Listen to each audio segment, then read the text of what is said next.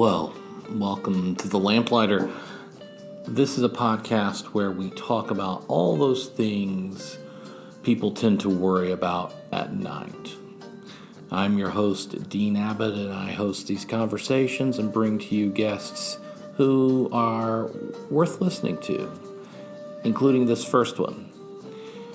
Courtney Schand is a dating coach and podcaster and general observer of the scene of relationships, love, an expert on all those things.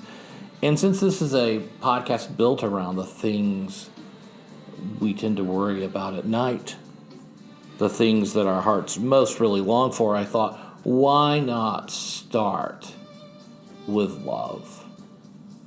And so, without further ado, I present to you now our conversation. Well, thanks for doing this. Oh, my pleasure. This is so fun. We've been talking for 30 minutes, and I hope what we are about to say is going to be as good as what we just said. That's always how it goes. Yeah. So tell me, you are a dating and relationship coach. Mm-hmm. You focus mostly on men? Yeah, exclusively at this point. I worked with women for a long time, and now it's only with men. How'd that happen? So I was noticing that a lot of the work that I was doing with women was about understanding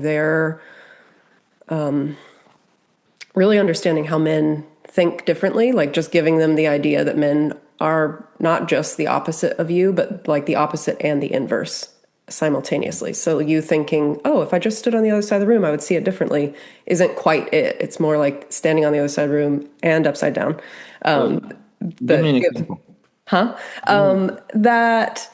a lot of the work that I had been doing, I don't know if you've ever heard of Alison Armstrong. Oh, yes. Okay. So she's really like revolutionary in that idea that men and women are just actually instinctively different on a fundamental level. And so applying what makes sense to you as a woman to the way a man moves through the world just isn't going to give you the translation directly. And so kind of like opening your awareness to see it from a completely different lens, not just from the other side of the lens that you've been using, I think opened up a lot of awareness for them. So most of the coaching was around like learning how to see men just differently and learning to like let go of the stories and the bracing that they were dealing with. And through that process, I was starting to, I started a podcast with a friend of mine for the Love of Men podcast. Yeah, go ahead. I'm sorry, I talked over you. Yeah, for the Love of Men podcast, and it was kind of an expansion of that. And then in that process, I started getting men reaching out, asking for some support in helping understand how women think differently, wanting that feedback directly from a woman's experience, because otherwise they're just not necessarily privy to that information. And so I developed a course for men that was kind of the sister course or the brother course to the women's course that I was doing, and was getting some good feedback. And then at some point I finally was like, all right, I think this is something that I want to lean a little harder into and just be more available for these conversations from a place of, I don't know. I'm learning from men all the time, and I find it fascinating. It's, I think, helped me mature as a woman to understand how men move through the world and operate and think. And also to be able to have a conversation, like you were saying before we started recording, of having a conversation with a real life person, I think gives you a different perspective than what you have just gathered through your own lived experiences. And to me, that creates a more like robust way of moving through the world and seeing things. So at this point, I just work with men. I have my own YouTube channel for that, and coursework kind of designed to help them understand things and really translate what women are saying and asking for to the best of my ability. And I've brought my partner in because obviously he can translate even more nuance than I can, to translate what women are saying that they're wanting into like, what does that actually mean to be in a state of being, or, you know, what do I need to be doing internally to show up that way for her? So Can you give us an example? Where do they like? What is a common thing a man needs to understand? Yeah. I think one that we work on a lot is, sorry, is something around confidence, presence, the even like decisiveness. Those are attraction, how all of those actually work fundamentally, I think is something that they need to understand. But something like confidence, for example, is a being state. It's kind of emergent in nature. It's not something you just do. You don't just do confidence. You have to show up as confident. And that means that you have to be doing some other things that help you feel grounded and stable within yourself enough to trust yourself in those moments. And people reflect back, wow, he's really confident. Or that you feel solid enough to take the step and you feel confident in yourself. So it's And kind of like little shifts like that where it isn't necessarily a direct shift. It really is like changing how you're seeing things and how you're perceiving, connecting with the information around you and within you so that you show up in a different kind of energy. If that does that make sense? yes, but I'm going to ask you to be more specific. Okay, great. Um, so here's the deal. As a man, right, you hear all the time women like confidence. Mhm. Um, what does that mean? Mm. When I am hearing from women that they want a man to be confident, I think it comes down to a couple pieces. There is a level of directionality that which to me is like a kind of having a vision of what you're there for. And I know that's, probably something that keeps me up at night too. I'm having to kind of like do some soul searching and wrestling with myself of what is it that I'm wanting. And I think part of it comes down to understanding your I'm going to just stay a little zoomed out and you can have me zoom in again if I need to, but otherwise my brain will go in two different directions. Okay. So I think part of it is understanding like a bigger picture of where you're wanting to go, for example, As a man. As a man. as a man. Right. Yeah. I'm going to say as a man, but really a lot of the work that I do is just about bringing more of that adult conscious awareness online. There's some things that evolve as you grow up and emotionally mature that are just uniform. And that's where being able to translate is just kind of, in my experience, kind of a human thing. So being able to have a direction for what you want. And actually, I think the hard part is owning what it is that you do want, being able to say, like, this is an experience I would like to have in my life. And Mhm. starting to move towards that is going to require you to be with the things that cause you to shrink or play small or try to like hedge or not ask for what it is that you want and Mhm. not move in that direction. I Let think the me process. let me share something with you Yeah. as we go on, but I want you to continue. But I do a lot of coaching with men as well, kind of Yeah. self development coaching. Um, and some point early on in the process, every single time I say something like, "Well, what do you want? Like, what are your goals?" I have to resort to, "Tell me what your ideal day would look like," Mm-hmm. and almost to a man, nobody knows. Mm-hmm. And almost to a man, it's very difficult to say. And when I push, they basically give me a version of the day they live most often now that is slightly better. And Yeah. I always say, that is shocking to me. Yeah. I say, because if you asked me my ideal day, it would be, lounging around in the morning and getting up for breakfast on a Greek island somewhere, right? Just before I got on my yacht. This is, Yeah. and so there's something about kind of the contemporary male imagination that seems very constricted in that Mm-hmm. way. And I'm sure that's related to what you're talking about with confidence because I'm just approaching it in a slightly different way. I approach it as meaning in a way. Mm-hmm. And so there's definitely a connection between the meaning a man feels about his life and what you're talking about as confidence as he relates to women. Mm-hmm. Yeah. Yeah. Well, when you were asking, like, what does confidence mean? When I'm hearing that as a woman, or if I were saying that as a woman, it would have an element of meaning to it. Like, you have Mhm. enough vision of where you want to go and enough kind of wind in the sails that you're headed in that direction, and at whatever pace is going Mhm. to show up as more naturally inspiring and confident to be around. Because that's kind of like giving her something she can join into as well. Mhm. Mhm. That's how it plays out in the dating and relating space. Yeah. So you're saying confidence. I'm curious about what it means that if you're working with if you were when you were working with a woman, women. Hmm. What does it mean that the man's point of view is not just opposite but inverse? What's that mean? Yeah. As it pertains to well,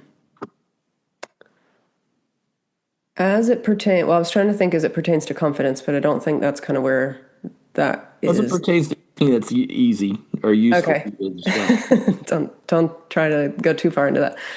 I think for example, a lot of women will interpret his like, just to use another example, like Alison Armstrong's example of, like, women have this more diffused type awareness and men are very able Mhm. to stay single focused. When a woman doesn't understand that, she's going to assume that he is also picking up on all these data points that she's perceiving, and his, like, focus is him either ignoring her or ignoring the thing that she's trying to present to him, when the reality is he's actually very focused. And part of the work that I do with men is to actually help them kind of like widen their lens a little bit so that he can take in more information, which is usually where the people who are wanting to connect with him are just in the periphery.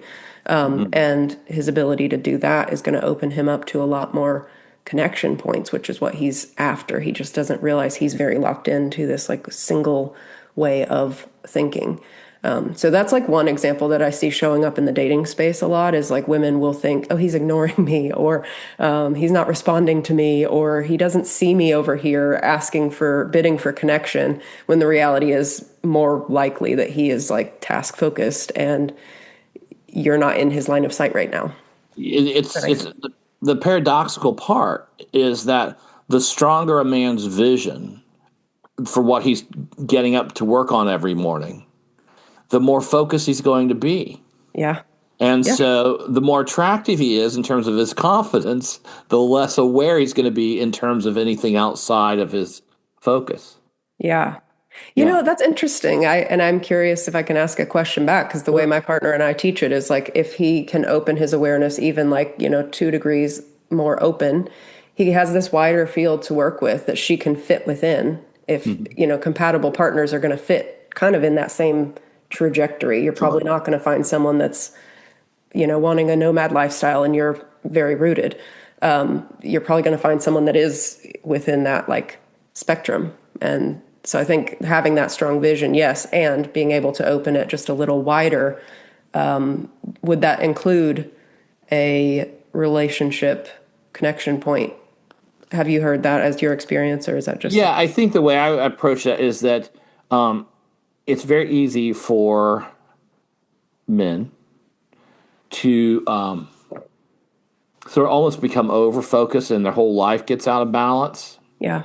And so he'll come to me and he'll say, "Well, I'm obsessed with building whatever, and I work on it 30 hours a day, or I Hmm. go to work and then every night I come home and I work on this other thing for another 4 or 6 hours, and I just can't figure out why I can't meet a woman." Right? Yeah. And so his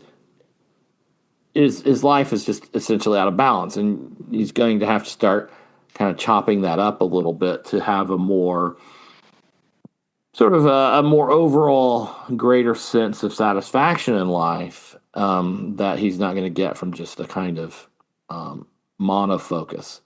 And I think men probably want to outgrow that monofocus as they age, Hmm.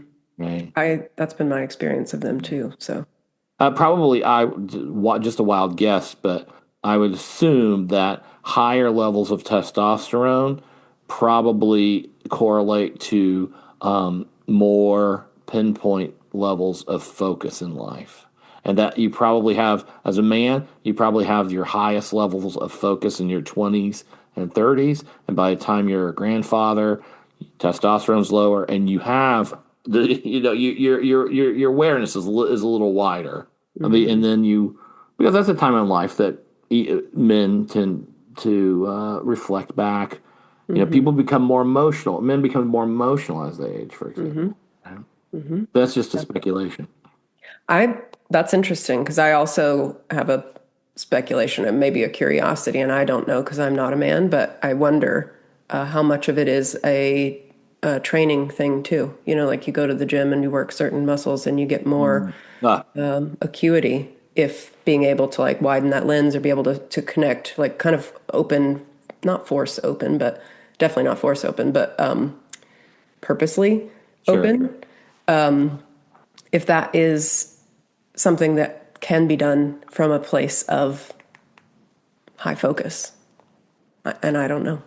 That's Yeah, what I I'm mean, and proposing, but obviously there's personality variations too, right? Like, yeah. if you're like me and you are a man whose natural bent is to say, stand for an hour, watch birds at your feeder, and write a poem about it, right? Yeah. The nature of your awareness is different from the guy who's like, destined to be a CEO or professional athlete, Mm-hmm. right? Whose whose vocation, in fact, requires that level of focus. I suppose other men have vocations that maybe don't require that. In fact, require a slightly more open kind of focus, but never as open and naturally as like fully diffuse awareness that Sure. Allison's. Well, Yeah. let me ask you this: Mm. Do you find it's difficult for people to find love now? Is it uniquely difficult, do you think? I think we have variables that we have not had to contend with in previous generations Mhm. as a society. And so I think there are difficulties when we compare it to what we maybe have expected based on what we've seen. I see these statistics everywhere, like, I think it may be up to almost 50% of men under 40 are single, and Hmm. 30% of men under 25 have never asked for a date.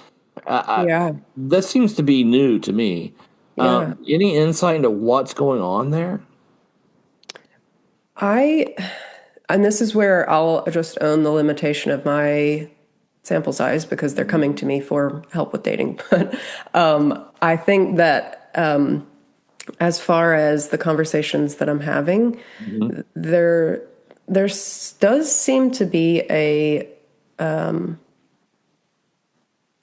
I see it as like several variables. I think that there is a kind of cultural war. Mm. I hate using like really inflammatory language like that, but I do think there's a very strong divide between, and it's easy to kind of fall into these echo chamber wells of validating your particular experience Mhm. that just sucks you even further on both sides. But I think there's that piece where there's just not as much overlap, maybe, of feeling like you can just engage. I do think the Mm. digital age has Right. something to do with that. We're all kind of isolated or insulated more than we ever have been. I think that I'm seeing a lot of conversations of people wanting, like my clientele are not wanting to use dating apps. They're wanting to meet people in real life out in the wild. That's the skill set that they're wanting to develop. And I think if I were going to project, I think that's only going to continue because we've kind of dabbled our toe in the hyper insulation and we're like, that's not it. As far as, again, my clientele tend to be mid 30s to, Mm. up and up. So I'm not dealing with a lot of the 20s and early 30s. So I Right. don't have a great amount of conversation points for that. But I do think for the mid 30s and up, I think they are starting to see that they have enough of their kind of grounding sense of self. They've got enough of their like career online that they're wanting to engage more. And I do think that they're getting out and trying to create more conversation points. Are most of the men you talk to, are they people who wish they had married or gotten into a serious relationship earlier and they're trying to do it now? Or are they mostly people who just never cared and now suddenly care? That's a good question. I think that there may be some level of regret when we first meet, but I think as they're exploring what it is that they actually want, that level of, I think, externalized or, internalized shame of I should be a certain point in my life kind of dissipates. And that helps them show up more confidently and more authentically when they're not sort of hiding behind that. I don't know that I do have a lot of people who have either been married before and they're kind of, they've learned some lessons, they're getting back out there. I actually have found, and I do have some people who are in relationships and we kind of like work on deepening those connections too. But I do find interesting that the people who are usually in my work have an element of wanting to prepare to be in a healthy relationship. Like they know enough to know that they have some growth and are wanting to put some skills and solid foundations in place to set them up to choose a compatible partner, to have the skills that they'll need. So it's a little bit of a mix in my practice, but I do think that is really interesting. I was assuming that it was going to be people who were like actively dating, and I've been really surprised to find that it's people who are like wanting to be more like a sharpshooter than just have a shotgun sort of thing. Your podcast. Yeah. You have the one you do with Brianna. Bree. Bree. For the Love of Men. Yep. What's the difference in who you're trying to reach there and who you are coaching? Because it seems to me that in those podcast episodes, you are in kind of engaging in a broader discussion of the general dating scene. Yeah.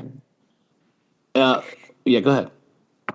No, I think that's accurate. It started as a conversation between us, kind of like when before we hit record. Those are when the like meaty things come out, and we were just sitting there, and I was like, man, these conversations don't happen I don't have these conversations typically. Can you imagine being a fly on the wall?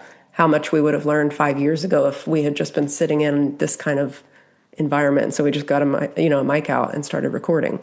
And so that's the nature of that show, is really like inviting you into our living room and having conversations that we would be having about what's happening in the dating scene, what we're observing. She coaches mostly women. I coach mostly men at this point. And so we kind of bring that, I'm kind of interested in getting your sense of the general dating scene that you might talk about there. How would you characterize that? Especially, I suppose, you live kind of in a urban metro-y kind of area. Yeah. I live out here in the hinterlands. So it might be difficult for really know what it's like there. And this is the other thing I'll say. I mentioned before that I've often been the object of the scorn of a lot of red pill incel kind of guys on Twitter and who tell me I'm often out of touch. Am I? Tell me about what the scene is. I'll tell you if I'm out of touch. Okay. Well, I'm in a relationship. I don't think so. I don't think yeah, so I'm not dating right now because I'm in a relationship, but so I may be out of touch. Things move quickly, but I do think from my experience when I was dating just a couple years ago, the conversations that I was, I'm trying to think how to answer your question here. The conversations that I'm hearing on a more like collective level are people trying to wrestle with this idea of I have been injured, it's hurt. That has been, I've opened myself up and been hurt. True. I still have this desire, whether it's mine or something that I was given, from my family or society, that I want a relationship. I need to get clear on that for myself. And then also for those type of people who are wrestling with that, they find themselves either in the kind of red pill community or, for women, there's some pretty significant man-hating content out there too. And I think that's something we bridge on that show particularly, is like, we do have to find a middle ground if we want to really digest and metabolize the actual experiences that are driving people in these polarizing directions. But I do think that for a lot of people, they actually do have a desire to connect in a deeper, more intimate way. And some people find that through a community of close friends. And some people want that in a like intimate partnership, a romantic context. And so I find that that's usually the space that I'm hearing. That's what my content that's coming on my feed is, like, how to create those things. I think that's really important for people to understand, is like, you're actually in charge of your algorithm based on what you engage with. Sure.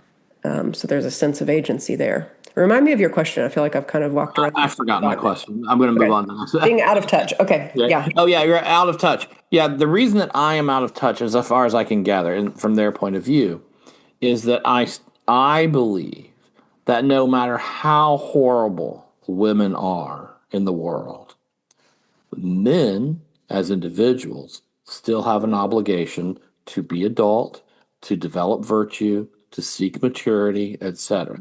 And this is what makes me out of touch, because I wanted to touch a little more on the sort of the bifurcation into the sort of incel red pill kind of thing and the man hating content over here. Is that, I'm probably more familiar with the male side, is that one of the things you see there is such a high level of reactivity. Like I said,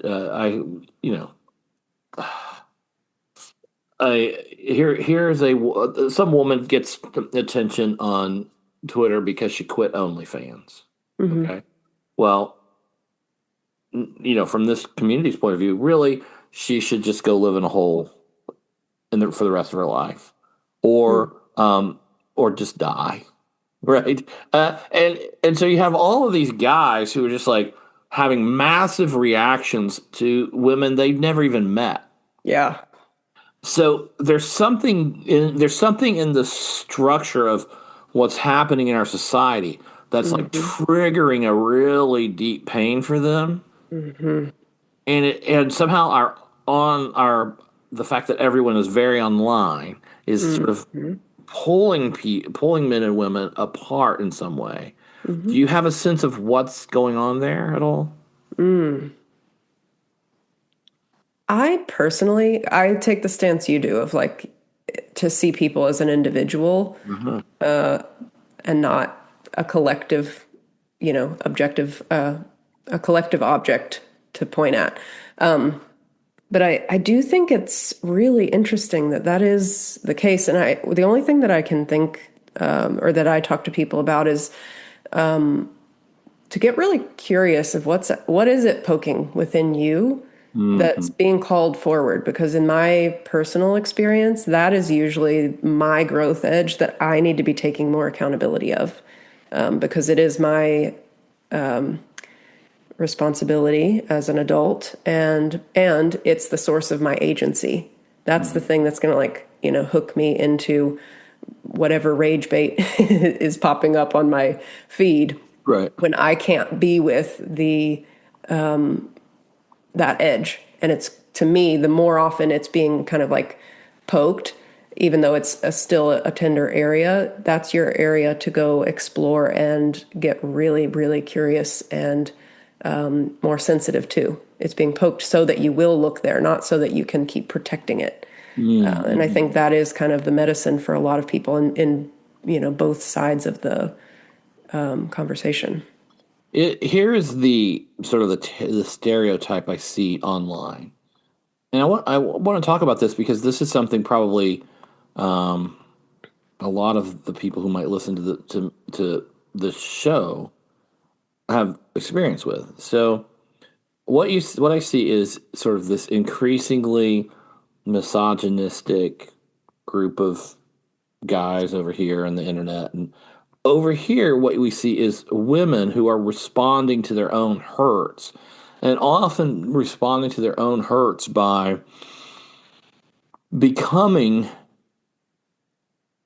even more materialistic, Mm, more even more crass, even more sort of um, challenging, of dismissive of men, hmm openly seeking to use men, that kind of hmm thing, right? But hmm over here on the with the red pill guys, you have men who are whose online lives uh, basically consist of trying to come up with synonyms for whore, hmm because they're trying to use words to cause pain on the other side, and so you've got this sort of very unhealthy back and forth. hmm But the thing that I wonder about is like, and particularly on the kind of sort of the male side, is like, what's causing all that pain? And what I think most of them would not want to admit is that what's causing a lot of that pain with regard to how they view women is their deep desire for one of them, hmm right? Is that they're lonely. And you've probably seen lots of headlines about the male loneliness epidemic. Yeah. So the question is like, first, what should a lonely guy do? Mm.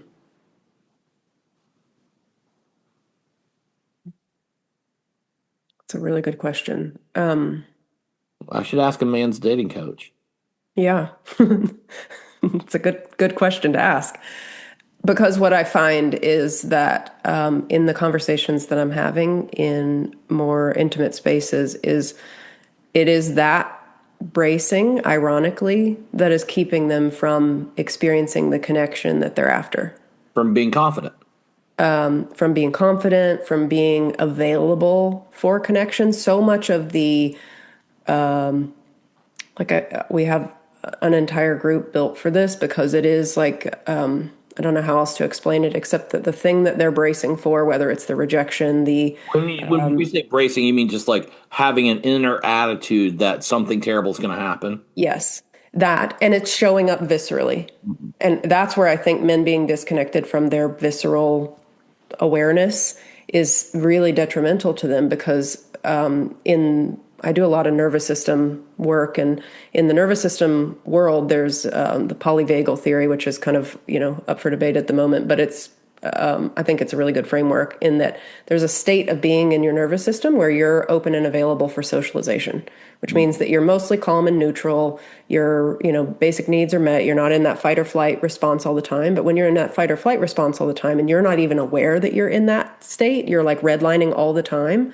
You're giving off signals to other people who are viscerally picking up on like, do you want to engage? I don't know. So I'm just going to protect myself just on the off chance because we've had all these other injuries that maybe they haven't accounted for.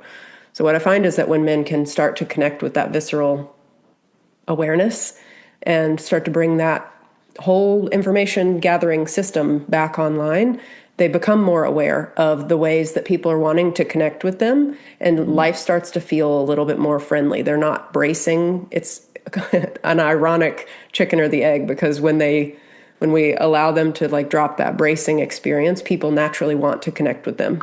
And it's Mhm. not that they're doing anything differently. These people probably wanted to connect with them before, but they just couldn't see it because they're, you know, in that state of fight or flight. It's kind of like limiting their field of view. Mhm. Mhm. So, yeah. So to translate that into what a lonely guy should do is he should relax. No, that's like, I hate what that's like telling someone who's agitated to just relax. But I do think that Calm there down. is a level, I think there is a level of you have to go into be willing to experience the discomfort of whether it's the sensations of being alone You're feeling lonely because the sensations that are coming up when you're alone are calling for your attention. I would imagine that you're probably also lonely for yourself. Mm. You're not connected to yourself in some capacity, and that's creating even more loneliness that's now showing up in the social stage. So, in a sense, the first thing the lonely guy should do is go back to the question of what do I want? Yeah. Right. I do I, think, yeah. I was just gonna say that I think it's difficult, especially if you're a very lonely man. You are. It's very easy to get so focused on sort of your relationship needs Hmm. that you don't really quite understand that the core of all of of any relationship you're in is the question, what do you want? Yeah. Right. And I think that's kind of what I was saying earlier. Like, what is your vision for yourself? What's your vision for your life? What are you trying to achieve? What are you trying to build? Especially as a man, because if you don't have that, you have nothing to invite someone into. Hmm. And Yeah. so this is the problem with the whole sort of incel thing is the level of entitlement. Like, I should have a woman, but I also shouldn't have to leave the basement. Yeah. Yeah. Or I shouldn't have to see her as a human with other needs as well. That's, yeah. That seems like a kind of false dichotomy to work with. But I do think that, oh, the thought just came to me and then it left my mind. Let me ask you a question, and we'll come Yeah. back. Yeah. Yeah. Okay, so what should a lonely woman do? Ooh, it did come back. Hang on. I want to Okay, hold is this. that okay? Great. Yeah. Is the question of what do you want? It's where you want to spend your energy. And when you're feeling lonely, and I don't want to speak as a man because I'm not a man, the experience may be totally different. But what I have observed is that you're going to be spending energy either way. You get to choose if you're moving towards something you want or you're just fighting against something you don't want. So the Mhm. fact that you're focused on, I'm lonely, I shouldn't be lonely, whatever the stories are that are going in your head, is putting a ton of energy towards, I don't want to be lonely, instead of claiming what it is that you do want. I want connections. You're going to start moving in a different direction in a different way if Mhm. you're claiming, I would like to have connections. I need to start putting myself in more social situations. I need to start reaching out. I need to work on this, whatever I'm bracing for that's keeping people from connecting to me. If I'm the one that's always showing up and not feeling like it's a reciprocal thing, where are you needing to let people in a little bit more? It's kind of that dual, it's a two-sided mirror sort of thing. It's So, so it's so interesting. I remember talking to another men's coach a couple of years ago, and he was saying he's shocked with how many clients who need to begin at brush your teeth every day. mm, And I do think we probably have millions of men mm-hmm, who have broken down to that point, mm-hmm, who for probably multiple reasons. But mm-hmm, in the end, even these like basic things like not brushing your teeth and sort of building your life around, I don't know, building your life around professional wrestling or some science fiction fandom or a video game. mm-hmm, All of those things are just sort of surface levels example of mm-hmm, what you're talking about. mm-hmm, mm-hmm.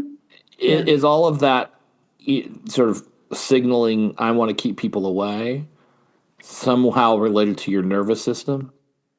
I think it is. I think one of the best definitions of addiction that I've heard, and I can't remember who said it, I recently heard it, was that you've narrowed the amount of sources that you can get pleasure from.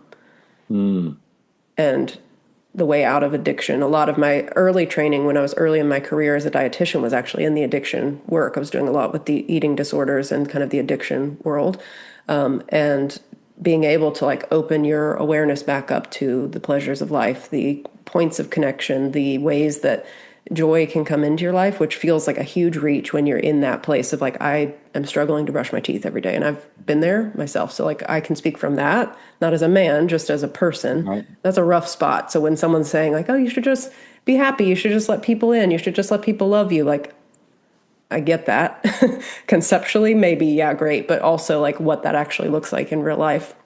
So I found that to be really helpful to think like you've narrowed your focus to the point that you can only derive pleasure or meaning or purpose or direction from like one to maybe two things is going to keep you from experiencing a broader life. And that broader view of life is where people are, where connections and social input gets to flow in as well. If Mm-hmm. you like fan fiction stuff, like start in a community there, people who speak your language, start opening up more in a community where you already feel like you have some competence and language for. Don't necessarily go into speed dating if that's not something that you feel comfortable with. There's you can kind of like ease your way into that concentrically. Um, okay, so what's the lonely woman supposed to do? Yeah, I think for the lonely woman, I do think that the conversations I hear about this that I think are an interesting point is that I do think societally women have an easier connection point with other women. I think this is Mm. where it's facilitated from an early age to make friends, to be social, and the flip side of that is that there's a high chance of her losing herself in the Mm. social piece. So a lot of her work is actually coming back to that sense of who she actually is. She's lonely for herself. If she's lonely, it's usually because she doesn't feel connected to herself. She's connected to lots of other people who need her and are kind of like pulling on her energy, but aren't necessarily able to see the authentic her because she doesn't maybe know who that is. So Mhm. I find for a lot of women that I was working with, that was the work, was actually really getting clear on who you are and starting to create some definition for yourself that keeps you feeling like you can keep some of that good feeling in and not just constantly pouring it out. Mm-hmm. So there's a sense in which the first thing for the lonely woman is to kind of begin working on what we might call assertiveness or something, boundarying herself. I do think there is a level of boundaries. This is where, when I was teaching masculine and feminine energy to these women, it was like really empowering her sense of agency, like getting clear on what she wants too, doing a little bit of reflecting, and then being able to, yeah, assert herself and say, like, this is what I would like, or I don't want that. To just have a yes and a no even is really challenging when you're in that space where you're just kind of amorphous in a social setting and kind of being told who you are based on what setting you're in. So yeah, it is a little bit more around boundaries and being able to assert who you are when you get clear on what that is. So the lonely woman at home right now, the first helpful thing you say to her is get clear on what you want and start developing the courage to say it. I'm just feeling into a lonely woman at home. I do think, yeah, I like, at the risk of oversimplifying, I think there's going to be some getting clear on how you're feeling, which is probably a more challenging ask than getting clear on what it is that you would like to experience. Mm. If you're wanting more connections or a specific type of connection, I think really owning that is again going to send you in a more helpful contemplative direction than just spiraling in that feeling of loneliness. Mm-hmm. Right. So maybe that is the temptation for women is to spiral in that feeling of loneliness. And for men, it's just sort of to bury it under whatever sort of frivolous activity they're engaged in. Mm-hmm. Um, the red pill guys, they always say asking for a man to ask a woman for dating advice is like asking a fish how it would like to be caught. Mm-hmm. What do you think is the advantage for a man to work with a female dating coach? Yeah, it's funny because we get that comment a lot, and Yes. I I find it depends on the activity that you would prefer. If you like standing out there all day fishing, then fishermen are pretty good at standing out there all day fishing. If you're actually wanting to catch a fish, then I would think it would be really helpful to understand what the fish is drawn to and what they would like. Mm-hmm. I think a more helpful analogy in general is to think of it as a dance floor because it's a two-person participation. I think fishing is kind of a two-dimensional analogy for that, assuming that there's there's kind of an assumed hierarchy there instead of the relationship that you're wanting to create requires two people to show up and start dancing. And if you want to dance with someone, you kind of need to understand what they would like to participate in and build something collaboratively. So I find that to be a really maybe more helpful reframe. But I think for the people who do feel like that, the feedback that I've gotten is that men don't have access to the information that women are bringing. And the ones that are wanting to share it are usually coming from a place of deep woundedness and directing all of that pain to the man in front of them and holding him accountable for all of the all collective men. And Mm-hmm. so I think being able to be in front of someone who can see you as an individual and has your best interest in mind and also is filling in the gaps of what you haven't experienced and what you haven't been able to account for, to me, is a really smart move. I have masculine teachers that I've studied from, and it has been wildly helpful to understand. If I want to be a co-facilitator or participant in a healthy relationship dynamic, there's things that I don't know, and I don't know that I don't know them. And so to have that contrast point gives me enough reflection of myself to start to fill in where I need to be accounting for more or being more nuanced in my understanding of things so that it can stay functional. Yeah, I would think too that if you're one of these guys that's 30 years old, never almost never spoken to a woman. I Hmm. really think there are a lot of guys out there who I'm like sure. that. Yeah. It's interesting. I That is a marvel to me, like how that happens. I taught for a long time. I've taught Mm. university level, I've taught high school even. And when I was teaching at the university level, even 10 years ago, I would be amazed by the lack of interest on the boys' part in the girls in the class. Mm. Because when I went to college, it was not that way. Let's just say that, right? Like there Hmm. was a lot of interest among the men in the women. Hmm. Hmm. And in a sense, it's interesting because a lot of the sort of contemporary young people that I observed as a teacher, Hmm. they do have like there's a lot of platonic feeling. Like Hmm.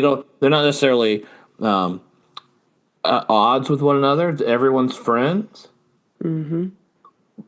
but and everyone was sort of friends when I was in college, sort of. But really, they were also all trying to get with each other. Do you know what I mean? There's Hmm. also another whole level to it that seems to have disappeared, and of course, you hear about plummeting testosterone rates and that sort of Hmm. thing. Hmm. And maybe that's part of it, but I there's just so obviously a change now. And so I would think that if you're a guy who's pushing 30 and you've more or less never had a conversation with a woman,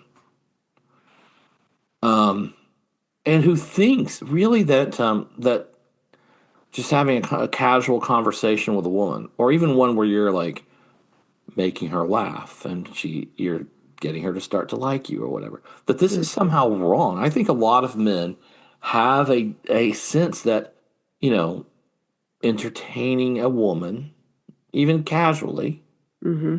saying something funny, complimenting her, that this is somehow wrong now. Hmm.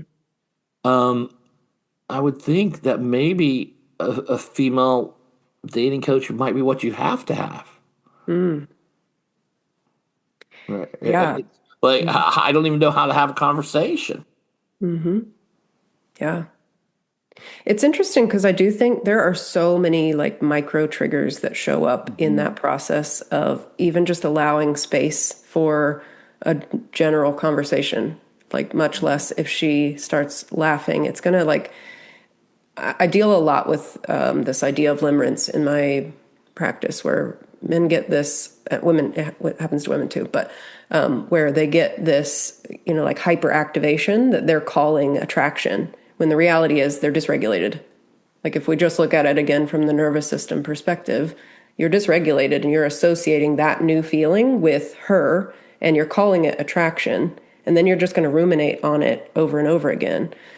We actually have to work through that so that you have enough space in your own experience to have conversations, much less be closer with someone. Having someone closer to you can be really triggering as well. So I do find that when I first started working mostly with men, that some of the feedback that I was getting when I started my YouTube channel was that they felt less threatened talking to a woman about some of these things. Mm-hmm. A woman they're not going to date. Yes. Yeah. A woman who there's no like pressure for there to be any kind of connection. They just want to understand what it is that I see and know and have a reflection of how I'm perceiving them, how I'm experiencing them, so that they can, adjust whatever they need to adjust. And I think that's really interesting and maybe a part of it. And there's also a large portion of men that get very triggered by the idea of having a woman help them in understanding how women more collectively, think, and what would be more helpful to the goal that they have of wanting to be in a connection with someone. So let's say this lonely woman, this lonely man, through some paroxysm of the internet, of the universe, it shakes and quivers, and they somehow end up together meeting for coffee. What's the easiest way for him to screw that up? It's going to sound really cliche, but to not be yourself is the fastest route to. Now, what if his self is terrible? Well, I was going to say it sounds really cliche, but I know that there's actually a lot to unpack around that, because he may not be entirely clear on who he is, to your point. So what he thinks is being himself is being a version of who he's been told that he is on overdrive. And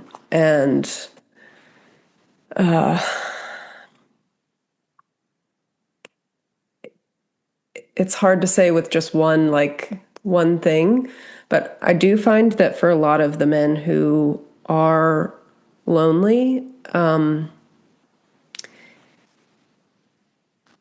well, a lot of the men who find my work are more analytical. They do struggle with loneliness. They find it harder to connect on a broad social level because they do better in one-on-one context. And for those men, I usually find that the antidote for them is somewhere in the neighborhood of understanding that you are someone with depth. And when you can start to own that and lead with that, you'll find people actually want to connect with you in that way more than you may have realized. So he screws it up by not understanding that he is a person of depth. By performing. Yes. Yeah.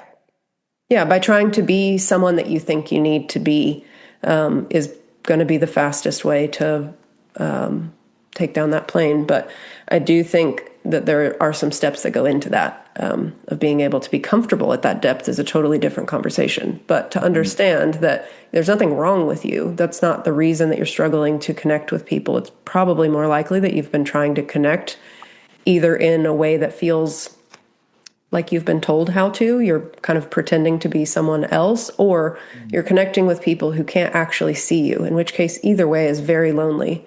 Either you're not going to feel connected to, or you're going to feel like you're putting out a lot of effort and not having anything to show for it. So either of those are not fun outcomes. What's going to screw it up for her?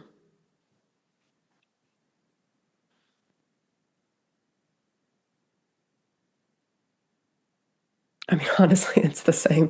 I found it to be the same for women, that when they're trying to be a persona of who they think they should be, whether it's more feminine, more easygoing, more Mm, demure, just get solid.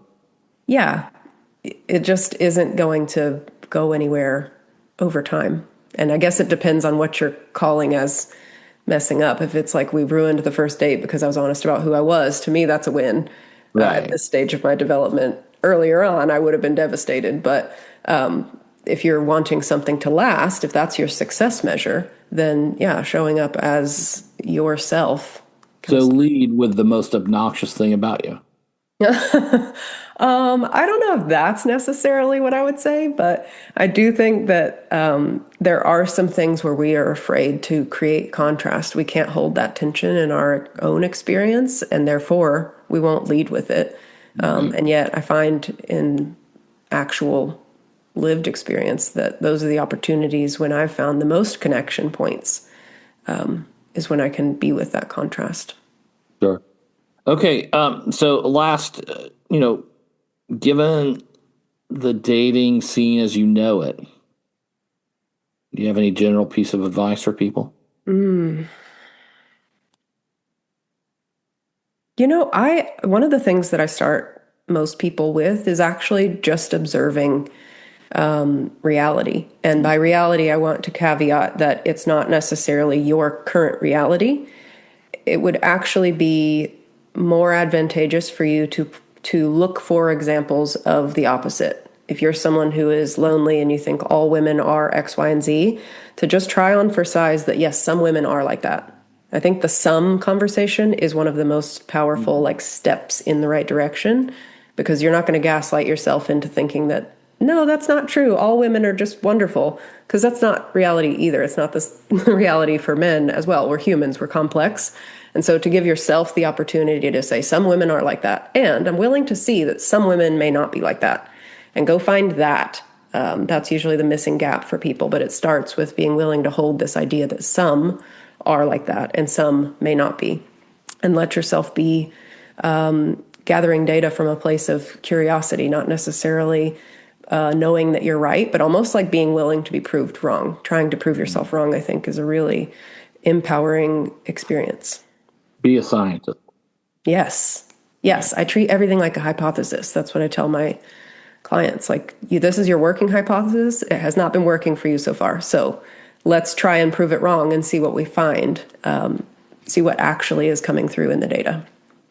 Well, tell everyone that where they can find you and Yeah. where to go for more. Yeah, yeah. I have a YouTube channel where I put out content every week, Courtney_Schand, Schand. And that's usually where I hang out, is on YouTube. I also have a podcast of my own called For the Love of Men podcast. I co-host that with a friend of mine. And that really is designed to be, like I mentioned earlier, a collective conversation about dating from a lens of men are not inherently wrong or worthless, and women are not inherently flawed and horrible. So we really are wanting to bridge that gap between men and women and create this alternative third way of, not A or B, but option C, right down the middle, of figuring out how we want to move forward collectively together. So that would be where I would encourage. And you offer some services?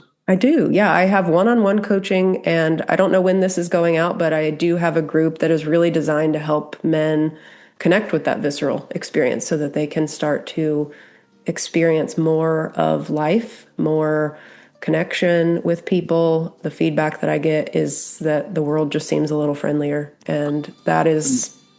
Does that start on a rotating basis?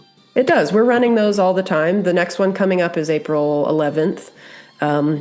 So the course is called Grounded. You can find it on my website, CourtneySchand.com, and you can find when the next course is going to start, if this is going out after that. So, All right.